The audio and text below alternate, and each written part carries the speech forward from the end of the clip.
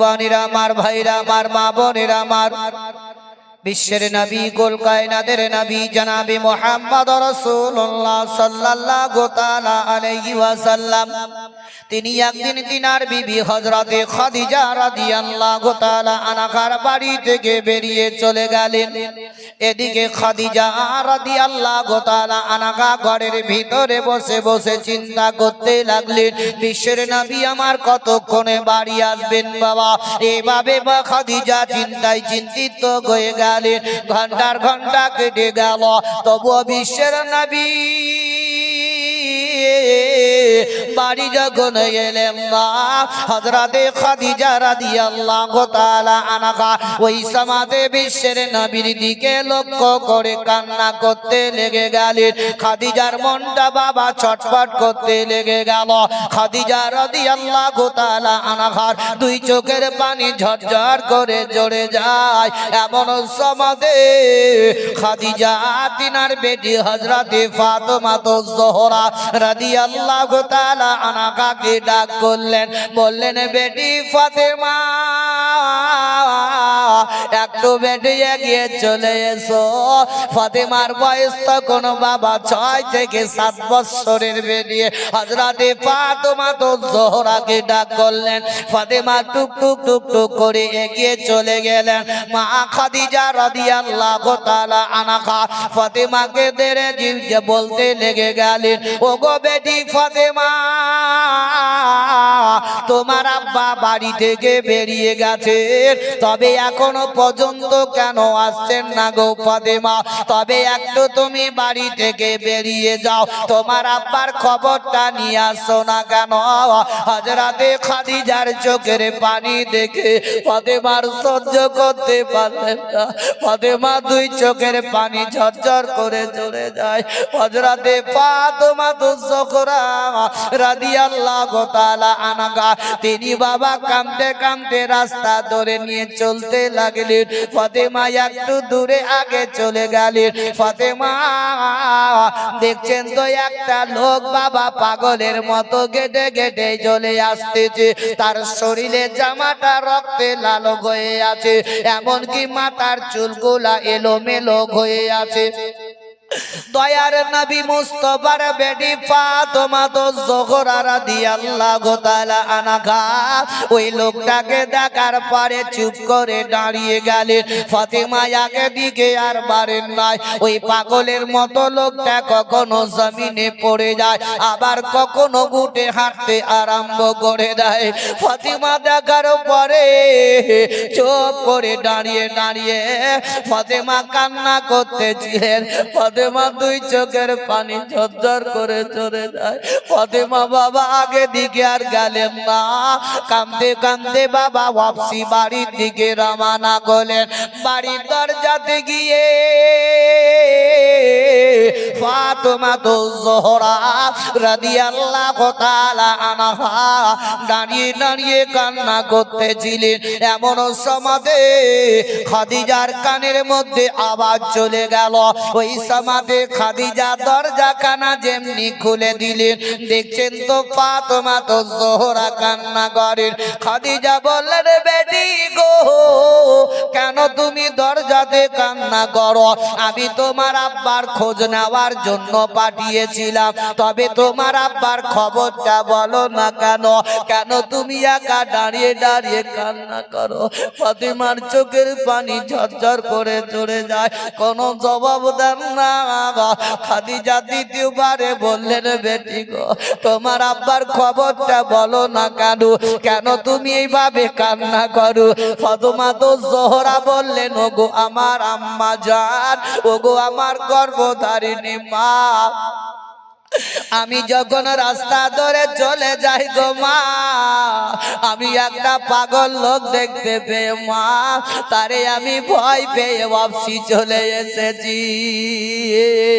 খাদিজা শোনার পরে আরো কাঁদতে আরম্ভ করে দিলেন।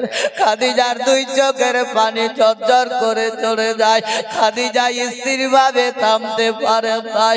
ফাতেমা যোহরা রাদিয়াল্লাহু তাআলা আনহা খাদিজা সিনার মধ্যে লাগিয়ে দিয়ে বললেন, ও বেটি ফাতেমা গো, আমার ঘরে আর মন টিকে না। তোমার আব্বা কোথায় গেলেন, এখনো কেন আসেন নাই?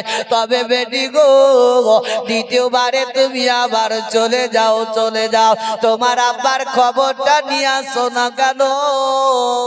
ফাতেমা জোহরা রাদিয়াল্লাহু তাআলা আনহা কান্দে কান্দে বাবা দ্বিতীয়বারে রাস্তা ধরে যখন চলতে আরম্ভ করে দিলেন, ফাতেমা বাবা একটু দূরে যাওয়ার পরে ওই পাগলের মতো লোকটাকে দেখে আবার চুপ করে দাঁড়িয়ে গেলেন আর জমিনের মধ্যে পড়ে আছেন। ফাতেমা জোহরা বাবা ওয়াপসি যেমনি মুখটাকে ফিরিয়ে বাড়ির দিকে চলে যাবে, এমন সমাজে ওই ব্যক্তি বাবা পিছন থেকে ডাক দিয়ে বলেন, ও ফাতেমা, তুমি ভয় পাবে না, পাবে না, আমি কোনো পাগল নই গো, আমি হচ্ছি তোমার আব্বা, আমি বিশ্বের নবী আছি। একটু জোরে বলো। নবী পড়ে আছে, নবীর কি কষ্ট, নবীর প্রতি কি অত্যাচার করেছে। আজ আমরা সেই নবীর উম্মত। এই যে আমার ভাইরা, বাপজিরা, মা বোনেরা আমার, এমন এমন মা বোনদেরকে দেখা যায় 24 ঘন্টা বাবা মোবাইল নিয়ে ঘোচাঘুচি করে যায়। রাত দিন দেখবেন, রাত্রি 12টাতেও দেখবেন মোবাইল নিয়ে বাবা ভিডিও কল করে বাবা এমন এমন লোকের সঙ্গে কথাবার্তা বলে, পরপুরুষের সঙ্গেও বাবা সেইভাবে কথাবার্তা বলতে থেকে যায়। এমনকি আমার মা জননীদেরকে আমি জোরহাত করে বলে যাই, এখানকার মা বোনদেরকে, তুমি 24 ঘন্টা যেমন মোবাইল নিয়ে ঘোচাঘুচি করো, ওই 24 ঘন্টা মোবাইলের পিছনে না থেকে যদি পবিত্র কোরআনের পিছনে যদি দিনের মধ্যে একবার লেগে থাকো, আল্লাহ তোমায় লাভবান করে দিবে। কয়টা মেয়ে ছেলে রমজানে কোরআন পড়েছে বলো? এরা তো মোবাইল নিয়ে খালি খুচুর 24 লেগে থেকে গেল, বিড়ি নিয়ে থেকে গেল। থাকো। তবে আমার হাইরে মা জননীরা আমার, একটু একটু পরিবর্তন হয়ে যান। একবার আখিরাতকে চিন্তা করুন, জাহান্নামের আগুনকে স্মরণ করুন। পৃথিবীর দুনিয়া থেকে যাওয়ার পরে কি অবস্থা হবে আমার কবরে, একবার যদি চিন্তা ভাবনা করতে পারি তবে আমরা লাভবান হয়ে যাব। হায়রে আমার ভাইরা, মা বোনেরা আমার, একটু চিন্তা করুন, যারা চলে গেল আর পৃথিবীতে ঘুরে আর এলো না, আজকে আমরা যদি ভাবে চিন্তা করি কে দুনিয়াতে কি আছে, আখিরাতে আমাদের সব আছে, আখিরাতে আমাদের বিচার যখন হবে সব তখন দেখা যাবে।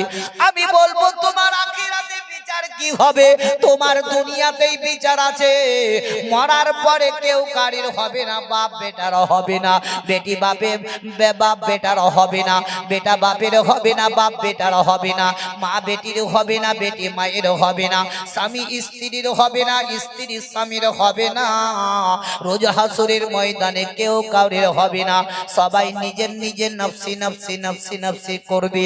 তবে ভাইরা আমার, একটু ভেবে দেখুন, পৃথিবীর দুনিয়াতে যদি কোনো একজন ভাইয়ের যদি মৃত্যু রাত্রি 10টার সমাধি হয়ে যায়, পাড়া পড়শির লোকেরা সেই লোকটাকে দেখতে চলে আসবে, আত্মীয় স্বজনেরা তার কাছে গিয়ে বসবে, সবাই গিয়ে বসবে। ছেলেরা একদিকে কাঁদবে আব্বা আব্বা করে, মেয়েরা একদিকে কাঁদবে আব্বা আব্বা করে, স্বামী বাবা একদিকে কাঁদবে স্বামীর দিকে লক্ষ্য করে, আমার হাওমাও করে কাঁদবে, বলবে সব গেল আর কিচ্ছু নয়, আমার সব চলে গেল। যেমন বাবা রাত্রি 12টা হয়ে যায়, মানুষের আস্তে আস্তে ঘুম এসে যায়, তখন দেখবেন আত্মীয় স্বজনেরা বলে এই লাশ থেকে গেল, আমরা চললাম, সকাল বেলাতে আবার আসবো। বলে না, এই মরার পরে আপনার নাম হচ্ছে আব্দুর রহমান, মরার পরে তখন কি নাম হয়? এই বলেন কি নাম হয়? কি নাম? লাশ। মরার পরে আপনার নাম পরিবর্তনে পৃথিবীতে হয়ে যাচ্ছে, তখন বলেন আব্দুর রহমান থাকলো, আমি যাচ্ছি বাড়ি, কালকে সকালে আসবো। কে বলে? কি বলে? হাসিয়েন না, একদিন দিন আসবে আপনারও নামাজ রোজা তো আমাদের নাই, বুড়িয়ে গেলাম, মসজিদ মাদ্রাসা থেকে আমরা নামাজটা পড়তে পারছি না। আজকে আমরা হাট্টা ঘাটা, কবরে এক পা বাড়িতে এক পা। আজকে যদি বাস্তব যদি আমাদের ভিতরে ওই ইলম থাকতো, ওই যদি আমাদের ভয় ঢুকতো, তবে আজকে আমরা পরিবর্তনটা হয়ে যেতাম। তুমি যেদিন মরবে সেই দিন তোমার নামটা আর আব্দুর রহমান বলে ডাকবে না, বলে লাশ কত দূরে আসছে বলবে না, লাশ। ভাবুন, এখানে সূচক আপনাদেরকে বুঝে দিয়ে যাই, এই বক্তব্যটা বলেই আমি শেষ করব। আপন কি বলতে চাইছিলাম ওটাই, যখন তার আত্মীয় স্বজনেরা রাত্রি 12টা-1টার সময় ঘুম আসলে বলছে থাকলো লাশ, আমি শুনলাম আমরা কালকে সকালে আসবো। বেটা বেটি যখন কাঁদতে কাঁদতে ঘুম আসে, তখনই বাপ বলে তার কাছে যায় না, লাশ বলে তাকে ছেড়ে দিয়ে দূরে তারা ঘুমাতে যায়। এমনকি স্ত্রী যে বেঁচে আছে সেই মেয়েটাও তখনও ভাবে না এটা আমার স্বামী, যাকে নিয়ে বসবাস করলো, তখন সে স্বামী বলে গ্রহণ করে না, তাকে মৃত্যু বলে দূরে রেখে, লাশ বলে দূরে রেখে সেও দূরে হটে যায়, হটে না? তাহলে পৃথিবীতে তো কেউ কারই নয়, তাহলে হাসরের ময়দানে কে কার হবে ভাবুন। আমরা কথাকে যদি জেহেনটাকে মাথায় ঘাটাই, তাহলে ঠিক আমরা পরিবর্তন। আজ আমার করি, আমার বেটা, আমার বিবি, আমার ছেলের এইটা মেয়ে সব করে বেড়াই, তো কেউ কার নয়। একটু নেকির জন্য যখন রোজা হাসরের ময়দানে বলবে বেটা রে আমি তোমার বাপ, সামান্য একটু নেকির জন্য আমি থেমে গেছি, নেকে দাও। বেটা বলবে তোমাকে আমি চিনি না, তুমি কে? বলবে না? তখন সেই দিন কেউ কারো হবে না। তবে ভাইরা, আমার বাপজিরা, মা বোনেরা আমার, একটু একটু সতর্ক হয়ে যাও। একবার আখিরাতকে চিন্তা করো, জাহান্নামের আগুনকে স্মরণ করে পরিবর্তন হও। একটু নামাজ রোজার দিকে গুরুত্ব দাও। আল্লাহ বলেছেন, ও আমার বান্দা বান্দিরা, তোমরা যদি কোনো দোয়া দরুদ যদি না জানো, সামান্য যদি তোমরা নামাজের দিকে ধাবিত হয়ে রুকুতে সাজদাতে যদি আল্লাহ আল্লাহ বলে আমাকে ডাকো, আমি আল্লাহ আমি সেটা তোমার কবুল করে নিব। আল্লাহর নবীজি আমার, দয়ার নবী মুস্তাফা আমার, ফাতেমা জোহরা রাদিয়াল্লাহু তাআলা আনহাকে পিছন দিয়ে ডাক দিয়ে বললেন, ফাতেমা আমি কোনো পাগল নয়, আমি হচ্ছি তোমার আব্বা, আমি নবী মুস্তাফা। দয়ার নবীজি যেমনি বাবা ডাক দিয়ে দিলেন, ফাতেমা জোহরা রাদিয়াল্লাহু তাআলা আনহা দৌড়ে দৌড়ে দৌড়ে দৌড়ে বিশ্বের নবীর কাছে চলে গেলেন। দয়ার নবী মুস্তাফার দিকে তাকিয়ে ফাতেমা আমার অজার ননে কেঁদে চলে যায়। ফাতেমা দুই চোখের পানি ঝরঝর করে চলে যায়। ফাতেমা জোহরা আমার স্থির ভাবে থামতে পারেন নাই। দয়ার নবীর মুখের দিকে ফাতেমা তাকিয়ে তাকিয়ে বলেন, ইয়া রাসূলুল্লাহ, ইয়া হাবিবাল্লাহ, নবী গো আপনার এই অবস্থাটা কেন, একবার বলুন না কেন? বিশ্বের নবীর বেটি ফাতেমা কখনো আব্বা আব্বা বলে ডাকতেন, নচেত বলতেন ইয়া রাসূলুল্লাহ, ইয়া হাবিবাল্লাহ।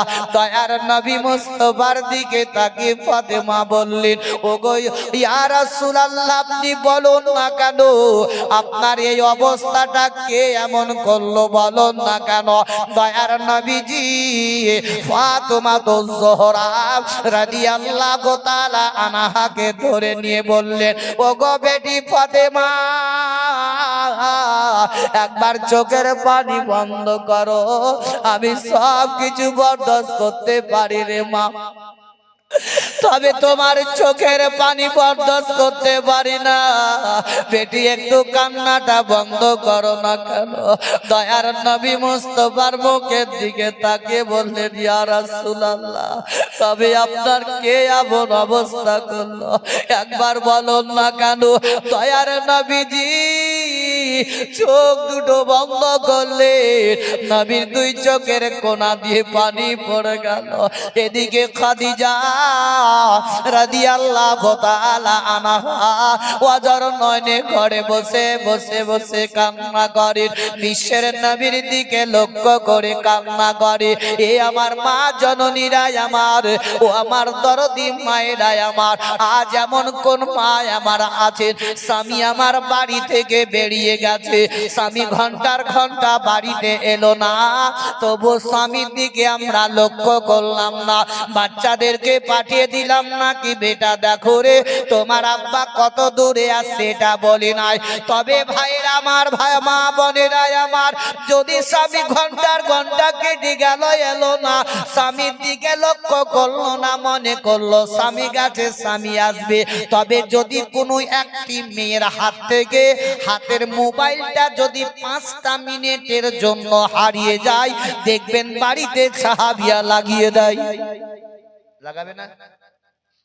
স্বামী গেল ঘন্টার ঘন্টা কোনো ব্যাপার নাই, আর মোবাইল যদি একটু হারাইতো বাপরে বাড়িতে বিশাল ব্যাপার লাগিয়ে দিল। তাহলে জানতে হবে ভাইরা আমার, বাপজিরা, মা বোনেরা আমার, মায়েদের কাছে স্বামী থেকে বড় হলো মোবাইল, আর মোবাইল নিয়ে এরা বেশি বেশি নড়াচড়া করে। আমি জোরহাত করে মা বোনদেরকে বলে যাই, একটু একটু পরিবর্তন হয়ে যান। জালসা মিলাদে গিয়ে জীবনী কাহিনী শোনার পর যদি আপনি পরিবর্তন হতে পারেন, তবে আল্লাহ আপনার ইহকালে পরকালেও লাভবান করে দিবে। ও ফাতেমা তো জোহরা রাদিয়াল্লাহু তাআলা আনহাকে বললেন, বেটি ফাতেমা, তারা আমাকে চিনতে না পারার কারণে আমার প্রতি তারা অত্যাচার করেছে, তবে বেটি গো এমন একটি জামান আসবে, এমন একটি সময় আসবে রে বেটি, সেই জামানার লোকেরা গাছপালা তরুলতা, নদ নদী, গাছপালা তরুলতা, নদ নদী, কীট পতঙ্গ, সারা বিশ্বের মানুষ পড়বে জোরে জোরে পড়ুন লা ইলাহা, জিকির করুন লা ইলাহা, লা, আর জোরে লা ইলাহা, লা ইলাহা ইল্লাল্লাহু মুহাম্মাদুর রাসূলুল্লাহ সাল্লাল্লাহু তাআলা আলাইহি ওয়াসাল্লাম। ভাইরা আমার, বাপজিরা, মা বোনেরা আমার, বিশ্বের নবীকে ফাতেমা জোহরা রাদিয়াল্লাহু তাআলা আনহা টুক টুক টুক টুক টুক টুক করে বাড়ির দিকে নিয়ে চলতে লাগলেন। খাদিজা রাদিয়াল্লাহু তাআলা আনহা বাবা কান্না করতেছিলেন।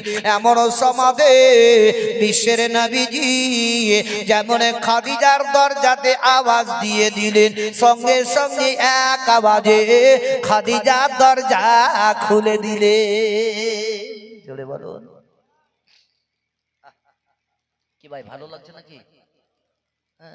তাহলে জিকির যখন করাছে কলমাটা তো জোরে কেন পড়ে না? জিকির করবেন, দিল সুকুন ঠান্ডা হবে। বেশি বেশি আলা বিজিক্রিল্লাহি তাতমাইনুল কুলুব।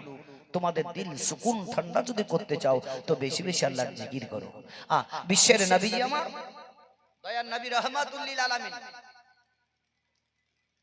কি রে ভাই কিছু বলছেন? তো বিশ্বের নবীজি আমার খাদিজার দরজাতে যখন একটা আওয়াজ দিলেন, তো এক আওয়াজে দরজা খুলে দিলেন। বিশ্বের নবীর দিকে খাদিজা দেখছেন তো নবী মুস্তাফার শরীরে রক্ত লাল হয়ে জামাগুলো আছে। জোরে বলো সুবহানাল্লাহ। ওই সমাধে খাদিজা রাদিয়াল্লাহু তাআলা আনহা বললেন, ইয়া রাসূলুল্লাহ, ইয়া হাবিবাল্লাহ, নবী গো আপনার এই অবস্থাটা কেন? আপনি বলুন না কেন আপনার শরীরের জামাটা রক্তে লাল হয়ে আছে? আপনি ঘন্টার ঘন্টা কেটে গেল কেন? আপনি কোথায় ছিলেন বলুন না কেন? বিশ্বের নবী আমার বললেন, ও বিবি খাদিজা, তবে একটু তুমি কান্নাটা বন্ধ করো, তোমার চোখের পানিটা তুমি একটু বন্ধ করো। খাদিজা তবে আমি একটি কথা বলবো। বলে এমন কি কথা বলবে খাদিজা বলো না কেন? বলে ইয়া রাসূলুল্লাহ ইয়া হাবিবাল্লাহ ইয়া রাসূলুল্লাহ ইয়া হাবিবাল্লাহ আপনার এই অবস্থাটা কেন বলুন? নবী আমার বললেন খাদিজা তবে তোমার একটি কথা জিজ্ঞাসা করব। খাদিজা বললেন বলুন না কেন? বলে তোমার বাড়িতে আমি যখনই এসেছি একটা আওয়াজ দিলে পরে তুমি দরজাটা খুলে দাও, দ্বিতীয় দরজাতে আওয়াজ আমার দিতে হয় না। তবে কি তুমি 24 ঘন্টা আমার জন্য দরজাতে দাঁড়িয়ে থাকো? খাদিজা বলছেন ইয়া রাসূলুল্লাহ একটার পরে যদি দ্বিতীয় আওয়াজ আপনি আমার দরজাতে দেন, ওই দ্বিতীয়র আওয়াজটা আমি আল্লাহর দরবারে কি বলে জবাব দিব, তার জন্য আমি 24 ঘন্টা আপনার জন্য দরজাতে দাঁড়িয়ে থাকি। জোরে বল সুবহানাল্লাহ। খাদিজাকে নবী বলছেন এ খাদিজা তুমি যে আমার জন্য দাঁড়িয়ে থাকো 24 ঘন্টা, তবে তোমার শরীরে কি ব্যথা হয় না? খাদিজা বলছেন ইয়া রাসূলুল্লাহ আমার শরীরে ব্যথা হয়, কষ্ট হয়, তবে আপনি যখন আমার দরজাতে আসেন আপনার পবিত্র চেহারা দেখতে গেলে আমার শরীরের সমস্ত বেদনা দূর হয়ে যায়। আর আজকালকার নারীরা, আজকালকার মা বোনরা, স্বামী যদি ধরেন রাত্রে কোথাও গেল, রাত 10টা 11টা যদি হলো আসতে বাড়ি, আসার পরে যদি বলে রহিমার মা দুটো ভাত গুলা দিস তো, তুমি খুলি খাও, বলে না জি? ও আর উঠবে না যে তুমি খুলি খেয়ে নাও। বলো এখনকার নারী, ওই জন্য বলে হাদিস থেকে কোরআন দিয়ে প্রমাণিত আছে কি মেয়েদের জান্নাত যদি বলেন তো স্বামীর পদতলে। তো ওই স্বামীকে যদি ঠিকভাবে রাতে যদি উঠে খাবার না দেয়, যদি ঘুম থেকে নাই উঠে, তাহলে জান্নাত পাবে? যেমন একটা মেয়ে বুঝলেন, একটা লোক মানে কথায় কথায় কথা বেড়ে যায়, একটা লোক বলতে মৌলভী সাহেব আমার বেটাটা এত বড় হয়ে গেল, খালি মারতেই চলে আসছে, কখনো হেঁসালিয়ে গলায় লাগাতে আসছে। তো এই বাচ্চা যেহেতু মারতে আসছে এর মধ্যে পয়দাইশের কিছু খারাপই আছে। বলছে কেন? বলে একটা লোক বুঝলেন প্রত্যেক দিন মদ খেয়ে তার স্ত্রীর প্রতি খুব জ্বালা যন্ত্রণা করে। একদিন বুঝলেন ওই মেয়েটা মনে মনে চিন্তা করলে আজ ওর লেগে আমি দরজা খুলবো না, যতই চাচাবি চাচা। ই বুঝলেন মেয়েটা দরজাকে লাগিয়ে দিয়ে খুব খামাখা ঘুমের মতো হয়ে চুপচাপ পড়ে আছে। বুঝলেন দি মদ টদ খেয়ে এসে রাইতার যে রহিমার মা দরজা খোল, রহিমার মা দরজা খোল। ই কিন্তু শুনছে কিন্তু দরজা খুলছে না। ই রেগে বলছে রহিমার মা দরজা খুলবি তো খোল, না তো ভেঙে দিল তো দরজাকে। তার দেখছি ব্যাপার খারাপ, তো ভেঙে দিবে মাতাল তো। আর চট করে উঠে বুঝলেন মেয়েটা দরজা যেমনি খুলে দিয়েছে আর চুলের মুঠকে ধরে ভেকা ভেক কইলা। আর ওই মাতাল বলছে তুই আমাকে বাপ বলতে হবে তোকে ছাড়বো, আর স্ত্রীকে বলছে তুই বাপ বলতে হবে তোকে ছাড়বো। তখনই বুঝলেন মেয়েটা বুঝলেন মার খাওয়ার ভয়ে বুঝলেন যে বাপ তুমি আমাকে ছেড়ে দাও, আর এরকম করবো না। আচ্ছা বলুন, যদি তার স্ত্রী তার স্বামীকে যদি বাপ বলে আর ওই স্ত্রীর সঙ্গে মিলামিশা করে যদি বাচ্চা দুনিয়াতে ভূমিষ্ঠি হয়, ওই বাচ্চাটা তার বাপের গলায় ছুরি লাগাবে না লাগাবে না? তাহলে তো ভুল তো আমরাই করছি রে ভাই, একটু ভেবে চিন্তে দেখো। আর যদি আমরা সেইভাবে যদি কথাবার্তা গুলোকে শুনে যদি জেহেনে ভরি আমরা চলতে পারি, তবেই আমরা লাভবান হব। নিজের নফসের সঙ্গে একবার যুদ্ধ লড়াই করে দেখো কি নফস আমরা কি করছি, ভুল পথে চলছি না খারাপে চলছি। আমি পড়েছি ওয়াজাহিদু ফি সাবিলিল্লাহ, তোমরা জিহাদ করো আল্লাহর রাস্তায়। একবার জিহাদ করে দেখো। যাই হোক আপনারা রাত্রি একবারে 3টা পর্যন্ত বসে থাকলেন, আল্লাহর কাছে লাখ লাখ শুকরিয়া, আল্লাহর কাছে লাখ লাখ শুকরিয়া কি আপনারা এতক্ষণ ধরে আছেন। মা বোনরাও বসে বসে আজকে এত সৌন্দর্য ভাবে শুনছে।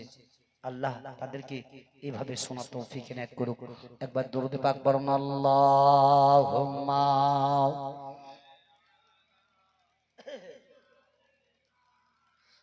মাওলানা মুহাম্মদ সাল্লাল্লাহু আলা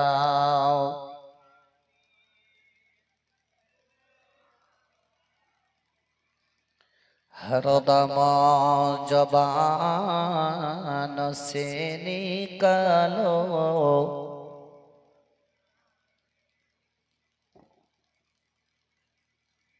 हरदम जबान से निकालो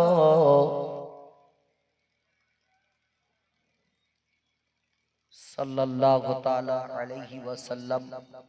बापजिरा भाईरा मार এখানেও যে আমি কথাগুলো বললাম আপনারা মনোযোগ দিয়ে শ্রবণ করলেন। এখানেও শোনার পর আল্লাহ যাতে প্রত্যেকটি মানুষকে সঠিক পথে ঈমানের সহিত নিয়ে যাওয়ার তৌফিক এনায়েত করুক। জোরে সকলে বলুন আমিন সুম্মা আমিন। যে আমার বিশ্বের নবী, যে সানেই যে নবী আমার পৃথিবী দুনিয়া থেকে গেছেন, তাই বলেন ও মাঝি রে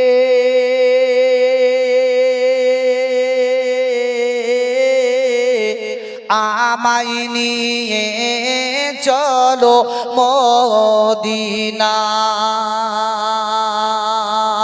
ও মাঝি রে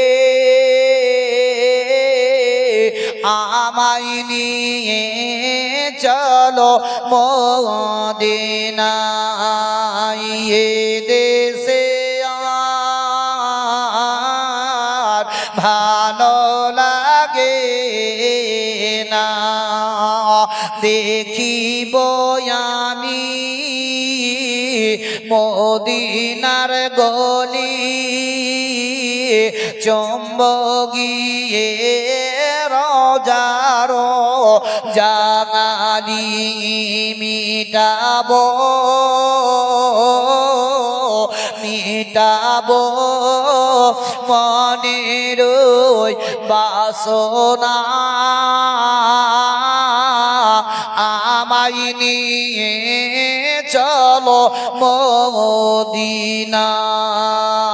থাকিত যদি দুইটি ডানা, উড়ে গিয়ে করিতাম দেখা। আমি যে তোমার দিওয়ানা। আমায় নিয়ে চলো মদিনায়। জিনার সাঙানে রোজি বিহানে চন্দ্র সূরজ ওই গগনে পাঠাইলেন দরদের নজরানা। আমায় নিয়ে চলো মদিনায়। আল্লাহুম্মা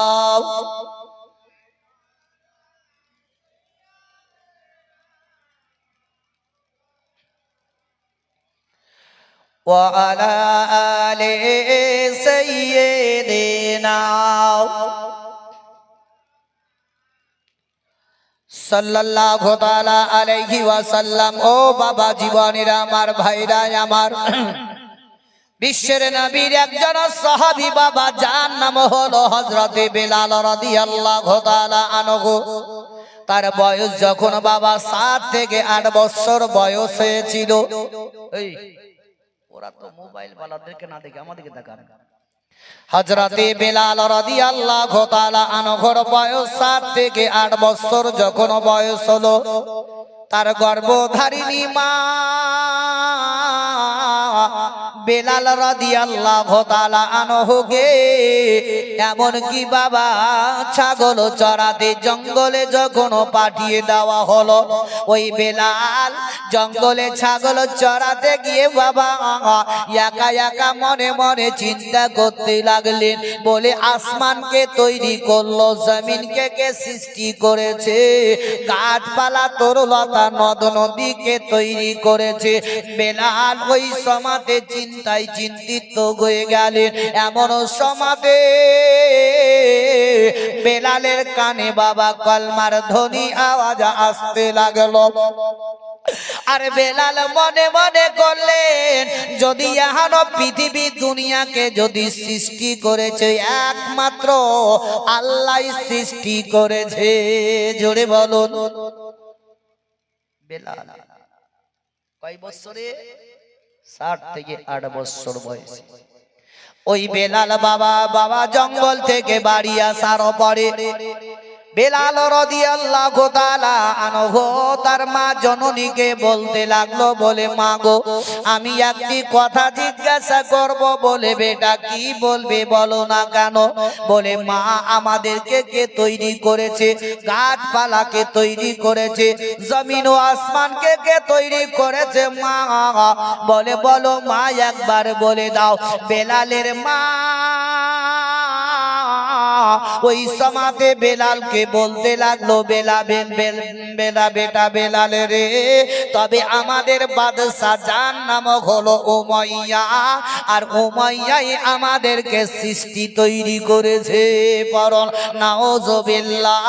ওই উমাইয়ার দিকে লক্ষ্য করে বেলালের মা বলল, বেলাল বলল, মা গো, যদি আমাদেরকে ওই এহানো উমাইয়া তৈরি করেছে, তবে উমাইয়াকে কে তৈরি করেছে বলো? বলবে না? বলবে না কি ভাই? একটু মহাজি বলছে না, ঘুমাচ্ছে? উমাইয়াকে কে তৈরি করলো? ওই সমাতে বেলালের মা বড় চিন্তায় চিন্তিত হয়ে গেল। বেলালের মা কাঁদতে লেগে গেল। হায় হায় রে আমার বেটা বেলাল, মুখ দিয়ে কি বের করতেছে? যদি আমাদের বাদশা জানতে পারে, বুঝতে পারে কি আমার বেলাল ওই নবীর কলমা খানা পড়ে নিয়েছে, তাকে কিন্তু মালিক বলে মানে না, তবে হয়তো আমাদেরকে গ্রামে শহরে আর থাকতে দিবে না। আহারে বেলালের মা ওই সমাতে বেলালকে ধরে নিয়ে উমাইয়ার বাড়িতে চলে গেল। আর উমাইয়াকে বেলালকে বাবা বিক্রি করে দেওয়া হলো। উমাইয়ার মা টাকা নিয়ে বাড়ি চলে গেল। বেলালের মা অতি গরিব ছিল, ওই বেলালকে বিক্রি করে দিয়ে যেমনি চলে গেল, উমাইয়া ওই সমাতে বেলালকে বাবা ছাগল দিয়ে মাঠে চড়াতে পাঠিয়ে দেওয়া হলো। আর অন্যান্য রাখাল গোলা ছিল, রাখাল গুলাকে বেলাল দেখে বলতে লাগলো, ঘরে শোনো রে, আমাদেরকে কে তৈরি করেছে? গাছপালাকে তৈরি করেছো, বলতে পারো বলো? ওই রাখালেরা বলল, বেলাল আমাদের বাদশা উমাইয়া করেছে। বেলাল বলছে, না না, এটা হতে পারে না। আর যদি আমাদেরকে তৈরি করেছে একমাত্র স্বয়ং আল্লাহ তৈরি করেছে। ওই রাখালেরা উমাইয়ার কাছে যেমনি খবর জানিয়ে দিল, উমাইয়া বেলালকে ডাক করলো, বলে বেলাল রে, বলে তুই কি বলতে চাইছি বল না কেন? বলে আমাদেরকে কে তৈরি করেছে? উমাইয়া বলতেছে আমি করেছি। বলে না। বলে তোমাকে কে তৈরি করেছে? বলে আমি তৈরি হয়েছি। বলে এটা সম্পূর্ণ ভুল কথা, যদি সৃষ্টি করেছে একমাত্র আল্লাহ করেছে। বেলালের কানে ওই কলমার ধ্বনির আওয়াজটা যখন আসতেছিল, বেলালকে উমাইয়া বলল, বেলাল রে, তুই ওই নবীর কলমাটা ছেড়ে দে, নচেৎ তোর প্রতি অত্যাচার করা হবে। বেলাল বলল, না না না, আমার যতক্ষণ পর্যন্ত নিঃশ্বাস থাকবে আমার ওই নবীর কলমা মুখ দিয়ে বের হতেই থাকবে। হাইরে কাঞ্চুস রে ভাই, জোরে নাই সুবহানাল্লাহ, ঘুমার হইল। আর যতই করো রে বাপজিরাই আমার উমাইয়া বলল, বেলাল শোনো রে, বেলাল এখনো তুমি কলমা ছেড়ে দাও, ছেড়ে দাও। বলে না না, আমি কলমা ছাড়বো না, আমি নবীর কলমায় পড়তে থেকে যাব। ওই সমাজে বেলাল তাদের রাখালদেরকে বলে দিল, ওরে বেলালকে নিয়ে ওই মরুভূমিতে চলে যাও, চলে চলে যাও, ফুটবল খেলার মতো করে খেলতে থেকে যাও, যাও যাও। আর যখন বেলালের শরীরের চামড়া ফেটে ফেটে ফেটে ফেটে যাবে, তখন তার শরীরের নমক দিয়ে দিবে, নুন ভরে দিয়ে দিবে, তখন হয়তো বেলাল নবীর কলমা ছেড়ে দিবে। বেলালকে মরুভূমির বালিতে নিয়ে যাওয়া হলো, তাকে ফুটবলের মতো করে খেলতে আরম্ভ করলো। বেলালকে যখন অত্যাচার শুরু করলো, আমাদের দেশের বাপজিদেরকে, বাপদেরকে, মা বোনদেরকে যদি মারা হয়, তখন বলবে বাপ বাপ মইলাম মইলাম, বলবে না? কোন স্ত্রীকে যদি স্বামী মারে, বাপ মইলাম, আর বাঁচবো না, আর ভাত খাবো না, বাপ আর থাকবো, করবে না? করবে না? তখন বাপ বাপ বাপ বাপ বাপ বাপ করে যাবে, আমি আর থাকবো না, চলবো বাপের বাড়ি, আমি মার খেতে আর পারবো না। হাইরে বেলাল নবী মুস্তাফার প্রেমে পাগল হয়ে, আর বেলাল যত বেলালকে মারে, আর ততই বেলাল পড়ে লা ইলাহা, জোরে পড় লা ইলাহা, লা ইলাহা ইল্লাল্লাহ মুহাম্মাদুর রাসূলুল্লাহ সাল্লাল্লাহু তাআলা আলাইহি ওয়াসাল্লাম। আমার ভাইরা, বাপজিরা, মা বোনেরা আমার, ও আমার দরদি মা জননীরা আমার, এদিকে বেলালের প্রতি যা অত্যাচার শুরু হলো, শরীরের মধ্যে বাবা নমক দিতে আরম্ভ করলো। বেলালের জবানে ওই শিখকে বাবা পুড়িয়ে তার জবানে ভরে দেওয়া হয়েছিল, তবু বেলাল নবীর কলমা ছাড়েনি। তবে একজন ভাইকে আমার বলবো, ওই বেলালের দিকে তাকিয়ে নবীর মহব্বতে একজন কোন ভাই আছেন, এক বস্তা সিমেন্ট দিতে পারে ভাই? দেখে কাল কিয়ামতের ময়দানে, হাসরের ময়দানে যাতে বলতে পারি একজন ভাই বেলালের মহব্বতে নবীর আশিক হয়ে এক বস্তা সিমেন্ট আজকে দিতে হবে, তা নয় 2 দিন 4 দিন 5 দিন, এক বস্তা। কোন মা মার আছেন, দরদি জননী মায়েরা মার, কি নাম ভাই আপনার? মিনারুল। সুবহানাল্লাহ, নারে তাকবীর, নারে তাকবীর। মিনারুল সাহেব এক বস্তা সিমেন্টের দাদা, সুবহানাল্লাহ। এই ভাই দানকে কবুল করে নিয়ে মনের আশাকে যাতে পরিপূর্ণ করে। নাম কি বলুন?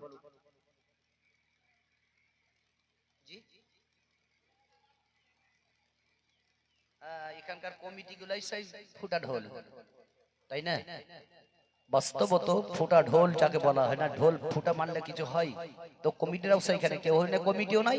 আর কোনো আমার বলবো, আমার মাদ্রাসার মৌলবীদেরকে বলো কে ভাই, আমি তো চিনি না, নাম একটু বলে হয়তো ওই বাপজি আমার এক বস্তা সিমেন্ট, জোরে বলো সুবহানাল্লাহ, নারে তাকবীর, নারে তাকবীর, নারে রিসালাত। ওই ভাই আমার এক বস্তা সিমেন্ট দিয়েছেন, আল্লাহ তার দানকে কবুল করে তার মনের আশা যাতে পরিপূর্ণ করে দেয়। যদি খাতা কলম থাকে তো লিখে নিতে পারে, পরে তখন আর বলবে না কে দিলে করবো নাকি। মৌলবীরাও ঘুমিয়ে গেছে মনে হয়। তো যাই, আমার কোন দরদি মা জননী আমার আছেন, মায়ের আমার কোন একজন মা আমার দরদি আমার আখিরাত থেকে দিয়ে চিন্তা করে, বেলালের যদি কোনো মায়ের সন্তানের নাম থাকে তো ওই মাকে আমার বলবো, বেলালের মা এক বস্তা সিমেন্ট দিয়ে পাঠাও। ও দরদি জননী মা আমার, নবীর মুস্তাফার মহব্বতে বলি বেলালের দিকে তাকিয়ে, যেমন সাহেব বলে, শুনেন যদি বেলালের ওই ঘটনা,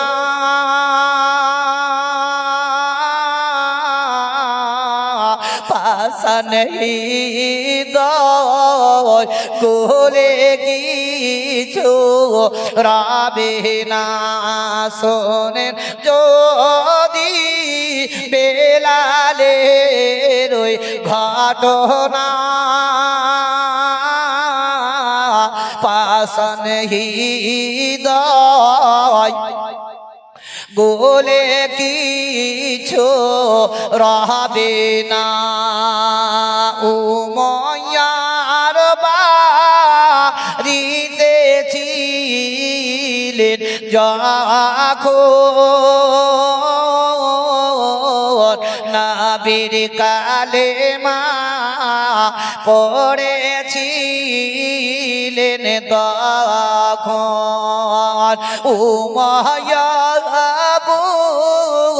জিদেবে রে দিবানা বেলালকে মারিতে হলো রাওয়ানা হযরত বেলাল পড়ে কান্দে হায়রে হায় মুখ দিয়ে না বীর কালেমা বয়ে যায় রক্তের ধারা বগে জঙালে শরীরে তবু বেলাল ভোলে না গো নবীকে শুনেন যদি বেলালের ওই ঘটনা পাষাণ হৃদয় বলে কিছু রাবে না। যাক বাপজি আমার কেউ আর একজন আছেন এক বস্তা সিমেন্ট বেলালের মহব্বতে একজন ভাই ভাই মাত্র 350 টাকা ব্যাগ আজাব